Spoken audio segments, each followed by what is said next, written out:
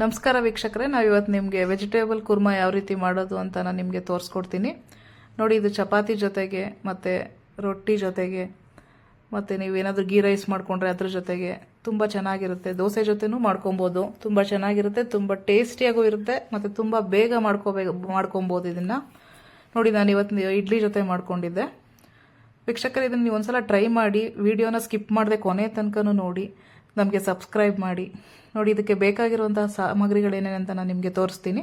ನೋಡಿ, ತರಕಾರಿ ತೊಗೊಂಡಿದ್ದೀನಿ. ಏನೇನಂದರೆ ಕ್ಯಾರೆಟ್ ತೊಗೊಂಡಿದ್ದೀನಿ, ಬೀನ್ಸು ಮತ್ತು ಗೆಡ್ಡೆಕೋಸು ತೊಗೊಂಡಿದ್ದೀನಿ, ತೆಂಗಿನ ತುರಿ ಮತ್ತು ಹಸಿ ಬಟಾಣಿ ಇರಲಿಲ್ಲ ನನ್ನ ಹತ್ರ, ಸೊ ಅದಕ್ಕೆ ನಾನು ಡ್ರೈ ಬಟಾಣಿನೇ ನೆನೆಸಿಟ್ಕೊಂಡಿದ್ದೆ ನೈಟು. ಮತ್ತು ಟೊಮ್ಯಾಟೊ, 2 ಈರುಳ್ಳಿ ತೊಗೊಂಡಿದ್ದೀನಿ, ಒಂದು ರುಬ್ಬಗೆ ಮತ್ತು ಇನ್ನೊಂದು ಒಗ್ಗರಣೆಗೆ, ಕೊತ್ತಂಬರಿ ಸೊಪ್ಪು ಸ್ವಲ್ಪ, ಪುದೀನ ಸೊಪ್ಪು ಸ್ವಲ್ಪ, ಮೆಣಸಿಕಾಯಿ ಮತ್ತು ಇದು ತೊಗೊಂಡಿದ್ದೀನಿ, ಒಂದೇ ಒಂದು ಬೆಳ್ಳುಳ್ಳಿ ತೊಗೊಂಡಿದ್ದೀನಿ, ಮತ್ತು ಏಲಕ್ಕಿ ಮತ್ತು ಏನೇನು ಬೇಕು ಸ್ಪೈಸಸ್ ತೊಗೊಂಡಿದ್ದೀನಿ. ನೋಡಿ, ಇದಕ್ಕೆ ರುಬ್ಬಕ್ಕೆ ಏನೇನು ಬೇಕು ರುಬ್ಬಕ್ಕೆ ಹಾಕ್ಕೊತಾ ಇದ್ದೀನಿ.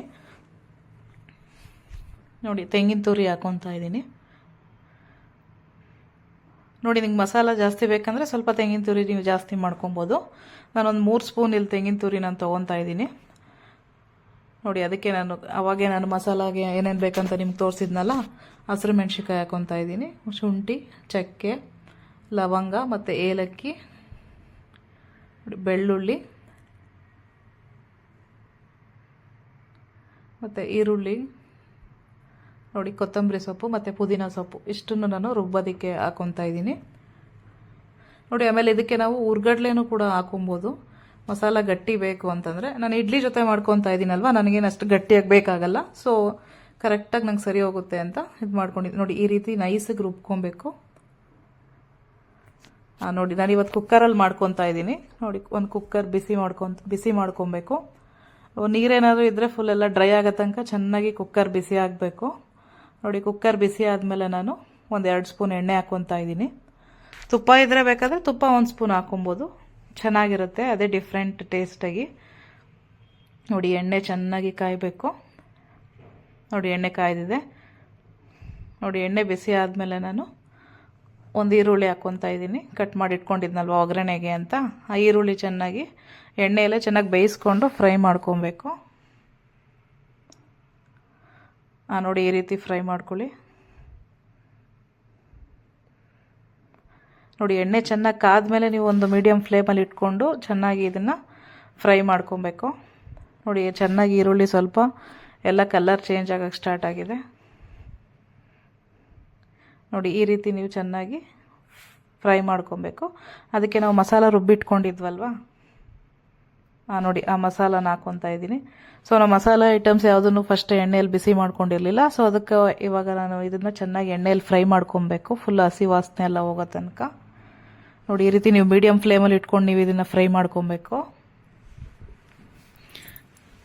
ಇಲ್ಲಾಂದರೆ ಫುಲ್ಲು ಮಸಾಲೆ ಎಲ್ಲ ಡ್ರೈ ಆಗೋಗುತ್ತೆ, ಸೊ ಅದು ತಳ ಹಿಡಿದ್ಬಿಡುತ್ತೆ. ನೀವು ಫುಲ್ ಏನಾದ್ರು ಜಾಸ್ತಿ ಇಟ್ಕೊಂಡ್ರೆ. ನೋಡಿ, ಈ ರೀತಿ ಚೆನ್ನಾಗಿ ಕುದಿಯೋಕ್ಕೆ ಸ್ಟಾರ್ಟ್ ಆಗಬೇಕು. ಅದು ಮತ್ತೆ ಸ್ವಲ್ಪ ಎಣ್ಣೆ ಬಿಡೋದಕ್ಕೆ ಸ್ಟಾರ್ಟ್ ಆಗುತ್ತೆ, ಇಲ್ಲಾಂದರೆ ಸ್ಮೆಲ್ ಹಸಿ ವಾಸನೆ ನಿಮ್ಗೆ ಗೊತ್ತಾಗುತ್ತೆ, ಹಸಿ ವಾಸನೆ ಹೋಗ್ತಾ ಇದೆ ಅಂತ. ನೋಡಿ, ಈ ರೀತಿ ಚೆನ್ನಾಗಿ ಮೀಡಿಯಮ್ ಫ್ಲೇಮಲ್ಲಿ ಇಟ್ಕೊಂಡು ತಿರುಗಿಸ್ಕೊತಾ ಇರ್ಬೇಕು ಮತ್ತೆ ನೀವು ಅದನ್ನು. ನೋಡಿ, ಈ ರೀತಿ ಚೆನ್ನಾಗಿ ನೋಡಿ ಎಣ್ಣೆ ಬಿಡೋಕ್ಕೆ ಸ್ಟಾರ್ಟ್ ಆಗ್ತಾ ಇದೆ. ನೋಡಿ, ಈ ರೀತಿ ಚೆನ್ನಾಗಿ ಮಸಾಲಾನ ನೀವು ಫ್ರೈ ಮಾಡ್ಕೊಬೇಕು. ನೋಡಿ, ಅದಕ್ಕೆ ನಾನು ನೆನೆಸಿಟ್ಕೊಂಡಿದ್ದೆ ಅಲ್ವಾ, ಹಸಿ ಬಟಾಣಿ ಇರಲಿಲ್ಲ, ಸೊ ಅದಕ್ಕೆ ಇದನ್ನು ನೆನೆಸಿಟ್ಕೊಂಡಿದ್ನಲ್ವ, ಅದನ್ನು ಹಾಕ್ಕೊತಾ ಇದ್ದೀನಿ. ನೋಡಿ, ಈ ರೀತಿ ಎಣ್ಣೆ ಬಿಟ್ಕೊಬೇಕು. ಸೊ ತರಕಾರಿ ನಾನು ಸಣ್ಣದಾಗಿ ಹೆಚ್ಚಿಟ್ಕೊಂಡಿದ್ದೆ ಅಲ್ವಾ, ಆ ತರಕಾರಿನ ಹಾಕ್ಕೊತಾ ಇದ್ದೀನಿ. ನೋಡಿ, ತರಕಾರಿ ನೀವು ಬೇರೆ ತರಕಾರಿ ಇದ್ದರೆ ಈ ಬೀಟ್ರೋಟು ಅದೆಲ್ಲ ನೀವು ಬೇಕಾದರೆ ಹಾಕೊಬೋದು. ನೋಡಿ, ಈ ರೀತಿ ಸಣ್ಣದಾಗಿ ಹೆಚ್ಚಿಕೊಂಡ್ರೆ ನೋಡಿ ಎಲ್ಲ ಒಂದೇ ಸೈಜಿಗೆ ನಾನು ಕಟ್ ಮಾಡಿ ಇಟ್ಕೊಂಡಿದ್ದೀನಿ.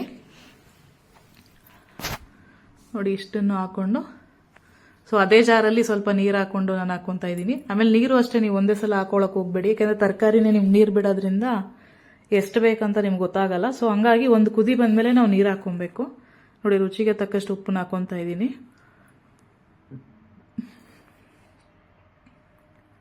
ನೋಡಿ, ಉಪ್ಪು ಹಾಕ್ಕೊಂಡು ಒಂದು ಸಲ ತಿರುಗಿಸ್ಕೊಳ್ಳಿ ಚೆನ್ನಾಗಿ. ಉಪ್ಪು ಹಾಕಿದ್ಮೇಲೆ ಅದು ಚೆನ್ನಾಗಿ ನೀರು ಬಿಡೋಕ್ಕೆ ಸ್ಟಾರ್ಟ್ ಆಗುತ್ತೆ. ನೋಡಿ, ಈ ರೀತಿ ಚೆನ್ನಾಗಿ ಮಿಕ್ಸ್ ಮಾಡ್ಕೊಳ್ಳಿ. ವೀಕ್ಷಕರೇ, ವಿಡಿಯೋನ ಸ್ಕಿಪ್ ಮಾಡದೆ ಕೊನೆ ತನಕ ನೋಡಿ. ಇದನ್ನು ನೀವು ಒಂದ್ಸಲ ಟ್ರೈ ಮಾಡಿ ಹೇಗಿದೆ ಅಂತ ನನಗೆ ಕಮೆಂಟ್ ಮಾಡಿ ತಿಳಿಸಿ. ನೋಡಿ, ಈ ರೀತಿ ಚೆನ್ನಾಗಿ ಮಿಕ್ಸ್ ಮಾಡ್ಕೊಳ್ಳಿ. ಇದನ್ನು ಅಷ್ಟೇ ತುಂಬ ಹೈ ಫ್ಲೇಮಲ್ಲೇನು ಇಟ್ಕೊಳ್ಳೋಕೆ ಹೋಗಬೇಡಿ, ಯಾಕೆಂದರೆ ನೀರು ನಾವು ಜಾಸ್ತಿ ಹಾಕಿಲ್ಲ ಅಲ್ವಾ, ತಳ ಹಿಡಿದು ಬಿಡುತ್ತೆ. ಸೊ ಅವಾಗ ಮಿಕ್ಸ್ ಮಾಡ್ಕೊತಾ ಇರ್ಬೇಕು ಚೆನ್ನಾಗಿ, ಅದು ನೀರು ಬಿಡೋ ತನಕ. ನೋಡಿ ಸ್ವಲ್ಪ ನೀರನ್ನು ಹಾಕ್ಕೊಂಡಿದ್ದೀನಿ ನಾನು. ಆಮೇಲೆ ನೋಡ್ಕೊಂಡು ನಾವು ಮತ್ತೆ ಬೇಕಾದರೆ ಹಾಕೊಬೋದು, ನೀರು ಎಷ್ಟು ಬಿಡುತ್ತೆ ನೋಡಿಕೊಂಡು.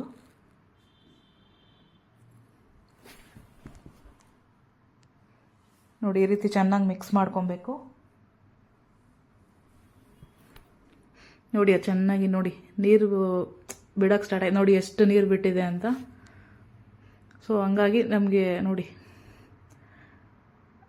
ಅದು ನೀರು ಬಿಟ್ಟ ಮೇಲೆ ನಮಗೆ ಗೊತ್ತಾಗೋದು ಎಷ್ಟು ಬೇಕು ಏನು ಅಂತ. ಸೊ ಅದಕ್ಕೆ ಮುಂಚೆ ನೀವು ಕ್ಲೋಸ್ ಮಾಡಿ ನೀರು ಜಾಸ್ತಿ ಹಾಕ್ಬಿಟ್ರೆ ಫುಲ್ಲು ತೆಳ್ಳಗಾಗ್ಬಿಡುತ್ತೆ. ನೋಡಿ ಅದು ಚೆನ್ನಾಗಿ ಕುದಿ ಬಂದಮೇಲೆ ನಾವು ಅದು ಕ್ಯಾಪ್ ಕ್ಲೋಸ್ ಮಾಡಿ ವಿಸಲ್ ಬರ್ಸ್ಕೊಬೇಕು. ಹಾಂ ನೋಡಿ ಇದನ್ನು ಒಂದು ಮೀಡಿಯಮ್ ಫ್ಲೇಮಲ್ಲಾದರೆ ನೀವು ಒಂದೆರಡು ವಿಸಲ್ ಆದರೆ ಸಾಕು. ತುಂಬ ಹೈ ಫ್ಲೇಮಲ್ಲಿ ಇಟ್ಕೊಂಡು ಮಾಡ್ಕೊತೀನಿ ಅಂತಂದರೆ ನೀವು ಒಂದು 3 ವಿಸಲ್ ಆದರೂ ಬರ್ಸ್ಕೊಬೇಕು. ನೋಡಿ ಎಲ್ಲ ಚೆನ್ನಾಗಿ ಬೆಂದಿದೆ ಇವಾಗ. ನೋಡಿ ಎಷ್ಟು ಚೆನ್ನಾಗಿ ಎಣ್ಣೆ ಎಲ್ಲ ಬಿಟ್ಕೊಂಡು ಎಷ್ಟು ಚೆನ್ನಾಗಿ ಬೆಂದಿದೆ ಅಂತ. ನೋಡಿ ಇಷ್ಟು ಇದ್ದರೆ ಸಾಕು. ನೋಡಿ ಅದನ್ನೊಂದ್ಸಲ ಚೆನ್ನಾಗಿ ಮಿಕ್ಸ್ ಮಾಡ್ಕೊಳ್ಳಿ. ಉಪ್ಪೇನಾದರೂ ಇವಾಗೆ ನೋಡ್ಕೊಬೇಕು ನೀವು, ಟೇಸ್ಟು ಸರಿ ಇಲ್ಲ ಅಂದರೆ ಸ್ವಲ್ಪ ಹಾಕೊಂಡು ಸೇರಿಸ್ಕೊಂಡು ತಿರುಗಿಸ್ಕೊಂಡ್ರೆ ಸಾಕು. ನೋಡಿ ಇವಾಗ ಕುರ್ಮಾ ರೆಡಿ ಆಗಿದೆ. ನೋಡಿ ಏನಿಲ್ಲ ವೀಕ್ಷಕರೇ, ತುಂಬ ಬೇಗ ಮಾಡ್ಕೊಬೋದು. ಇವಾಗ ನೀವೇ ನೋಡಿದ್ರಲ್ವಾ, ಒಂದ್ಸಲ ನೀವು ಟ್ರೈ ಮಾಡಿ. ಈಸಿಯಾಗೂ ಇದೆ ಮತ್ತು ತುಂಬ ಟೇಸ್ಟಿಯಾಗೂ ಇರುತ್ತೆ, ಎಲ್ರಿಗೂ ಇಷ್ಟ ಆಗುತ್ತೆ. ವೀಕ್ಷಕರೇ, ಈ ವಿಡಿಯೋ ನಿಮಗೆ ಇಷ್ಟ ಆದಲ್ಲಿ ಪ್ಲೀಸ್ ಲೈಕ್ ಮಾಡಿ, ಶೇರ್ ಮಾಡಿ ಮತ್ತು ಸಬ್ಸ್ಕ್ರೈಬ್ ಮಾಡಿ, ಕಮೆಂಟ್ ಮಾಡಿ ತಿಳಿಸಿ ಹೇಗಿದೆ ಅಂತ. Thank you.